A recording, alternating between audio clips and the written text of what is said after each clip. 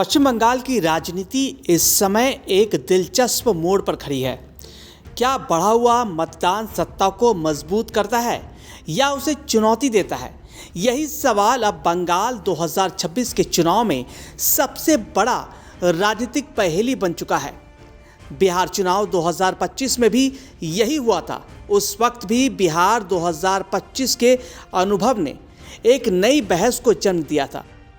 बिहार में एसआईआर के बाद मतदाता सूची की सफाई हुई और लाखों नाम हटे और फिर भी रिकॉर्ड 67% मतदान हुआ।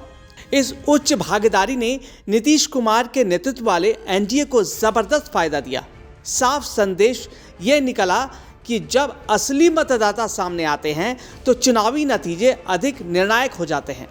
विपक्ष बिखर गया और सत्ता ने वापसी की। लेकिन पश्चिम बंगाल की तस्वीर उतनी सीधी नहीं है।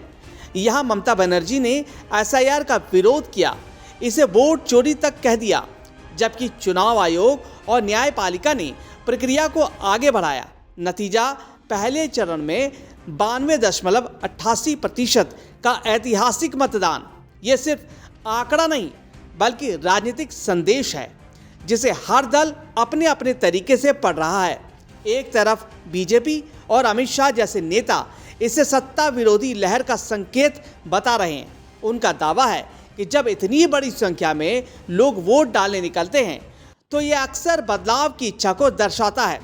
भ्रष्टाचार, सिंडिकेट राज और महिला सुरक्षा जैसे मुद्दों को आधार बनाकर ये नैरेटिव गढ़ा जा रहा है कि जनता अब बदलाव चाहती है। दूसरी तरफ टीएमसी इस पूरे परिदृश्य को अपने पक्ष में देख रही है। पार्टी का कहना है कि महिलाओं का रिकॉर्ड मतदान उनकी कल्याणकारी योजनाओं, खासकर लक्ष्मी भंडार का असर है। 2021 में भी उच्च मतदान के बीच टीएमसी ने भारी जीत दर्ज की थी। इसलिए यह मान लेना कि ज्यादा वोटिंग का मतलब सत्ता विरोध है एक सरलीकृत निष्कर्ष होगा। असल में उच्च मतदान एक डबल एज्ड स्वॉर्ड है। यह सत्ता विरोधी भी दिख सकता है या सत्ता के समर्थन को भी मजबूत कर सकता है। यह इस बात पर निर्भर करता है कि कौन सा वर्ग ज्यादा संख्या में मतदान कर रहा है, महिलाएं, युवा, ग्रामीण मतदाता या अल्पसंख्यक समुदाय। बंगाल में महिलाओं की बड़ी भागीदारी और अल्पसंख्यक वोट का रुझान निर्णायक भूमिका निभा सकता है। बिहार और बंगाल की तुलना करते समय एक और महत्वपूर्ण अंतर सामने आता है, राजनीतिक सांस्कृतिक। बिहार में गठबंधन राजनीतिक और सामाजिक समीकरणों ने परिणाम तय किए हैं, जबकि बंगाल में व्यक्तित्व आधारित राजनीति और क्षेत्रीय पहचान अधिक प्रभावशाली है।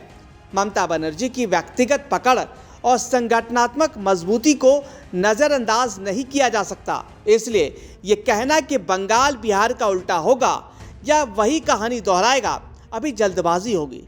92% का मतदान लोकतंत्र की ताकत जरूर दिखाता है, लेकिन ये किसके पक्ष में जाएगा, ये दूसरे चरण की वोटिंग और स्थानीय मुद्दों और अंतिम वोट ट्रांसफर पर निर्भर करेगा।